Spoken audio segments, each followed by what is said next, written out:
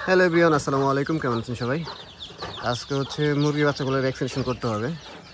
এই সেটটা বাদ দিয়ে আর সবগুলোরই ভ্যাকসিন করতে হবে। আজকে হচ্ছে আমরা রানীক্ষেতের ভ্যাকসিন করব। যেগুলো ধরতেছে এগুলোর প্রথম ডোজ করতে হবে, নিচেগুলোর প্রথম ডোজ, এইগুলোর সেকেন্ড ডোজ, এইগুলোরও সেকেন্ড ডোজ, মানে বুস্টার ডোজ যেটা। ভ্যাকসিন দুইবার করে করতে হয়, প্রথমে একবার তারপর আরেকবার। যদি প্রথম ভ্যাকসিন ফল্ট হয় যাতে দ্বিতীয় ভ্যাকসিন কাজ করে, এর জন্য হচ্ছে দুইবার করে ভ্যাকসিন করতে হয়। আর এখানে হচ্ছে বাচ্চা ধরে নিতেছে, এই দেখে আরে একটা করতে আমাদের, ওই যে আরেকটা। এগুলা ছাদে নিচে সব জায়গায় দৌড়াদৌড়ি করে। আর মুরগিরা আপাতত এদের সাথে অ্যাডজাস্ট হয়ে গেছে। তারপর হচ্ছে নতুন যে বাচ্চাগুলো ফুটছে গতকাল, ওগুলোর হচ্ছে আইনে এখানে শিফট করতে হবে। আর এগুলো হচ্ছে রানীক্ষেতের ভ্যাকসিন করে এইগুলোর সাথে মিক্স করে দিব। তারপরে হচ্ছে শুধু ফাউল বক্সের ভ্যাকসিনটা করতে হবে। ফাউল বক্সের ভ্যাকসিন আর 2 দিন পরে করবো। আজকে হচ্ছে আপাতত রানীক্ষেতের ভ্যাকসিনটা করে নিই। এখন পর্যন্ত কোনো বাচ্চারে খাবার এবং খাবার পানি দেওয়া হয়নি, যেহেতু আজকে ওদের একটু ঠান্ডা, এর জন্য সকালে করতেছি। যদি গরম থাকতো তাহলে বিকালে করতাম। আগেকার ভ্যাকসিনগুলো হচ্ছে বিকালে করছি, এর জন্য ভিডিও করতে পারিনি। আর ভ্যাকসিন করা অনেকে নিয়ম জানতে চান যে ভ্যাকসিন করার নিয়ম কীভাবে করতে হয়। আমি কিন্তু সব ভিডিওতে বলে দিই। তারপর আজকে ভিডিওর মাঝখানে হচ্ছে আমি ভ্যাকসিনের লিস্ট দিয়ে দিব যে ভ্যাকসিন কীভাবে করতে হয়। তো ওইটা একটু দেখে নিন, স্ক্রিনশট দিয়ে নিয়ে নিন, পরবর্তীতে তাহলে আর কারো কোনো সমস্যা হবে না। তো এগুলো ধরে নেই, ভ্যাকসিন করে নিই, তারপর দেখাইতেছি। আমাদের উপরের সেটে ভ্যাকসিন করা শেষ, এখন নিচের সেটগুলো ভ্যাকসিন করতে হবে। আর খাঁচাটা ভিতরে দিয়ে একটু বেশি বড় হয়ে গেছে, যে বাচ্চা ধরা যায় না। দেখেন যে আব্দুল হচ্ছে ভিতরে যায় ধরতেছে। আর হচ্ছে উপরেগুলো খাবার পানি দিয়ে দিতে হবে, কারণ এগুলো সকাল থেকে এখন পর্যন্ত খাবার পানি দেওয়া হয়নি। ভ্যাকসিন করার জন্য হচ্ছে খাবার পানি দিই নেই, আগে পানিটা দিয়ে দিই।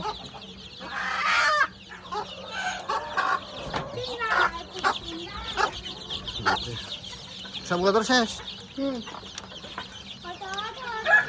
খাবার দিয়ে দিই।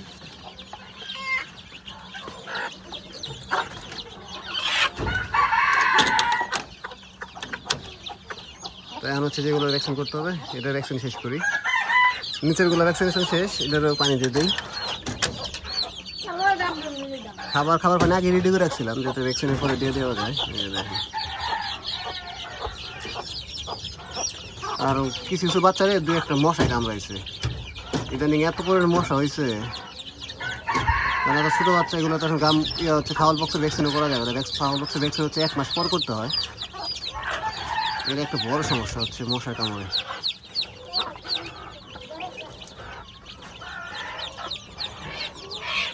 খাবারও দিয়ে দিই। আমি আগেই হচ্ছে খাবার পানি সব রেডি করে রাখছিলাম।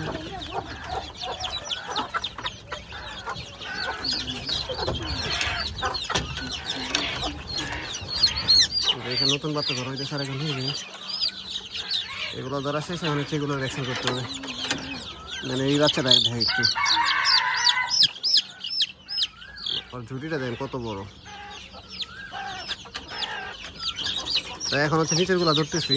আর এই বাচ্চাগুলো ভ্যাকসিন করে হচ্ছে এখানে দিয়ে দিব এদের সাথে। মানে এদের হচ্ছে জাস্ট এখন একটাকে ভ্যাকসিন বাকি আছে, আজকেটা করলে। এটা হচ্ছে ফাউল বক্সের ভ্যাকসিন আনা হয়েছে। ফাউল বক্সের ভ্যাকসিন এইটা আর যেটা একসাথেই করবে।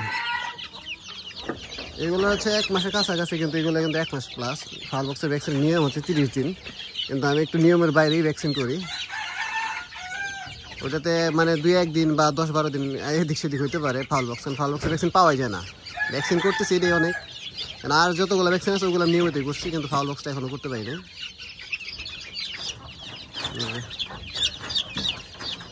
ওদেরও খাবার পানি দিতে হবে।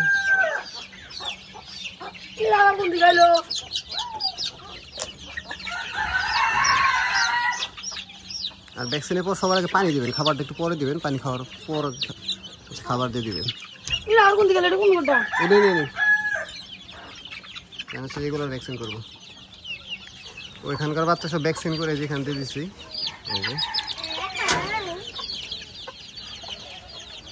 কারণ হচ্ছে জানেন যে গতকাল আমার বাচ্চা পড়ছে, ওগুলো রাখার জন্য একটা চেম্বার রেডি করতে হবে। এই জন্য হচ্ছে যেটা খালি করলাম, এটার মধ্যে ওই বাচ্চাগুলো রাখবো। আর এখানে হচ্ছে আজকে ডিম বসাই দিব। আর এখানে হচ্ছে রিভার ধরতেছে নতুন বাচ্চা এখানকার। এবার মাশাআল্লাহ আমার কাছে অনেকগুলো ঝুটিওয়ালা বাচ্চা আছে, দেখেন সাদা কালার কতগুলো বাচ্চা।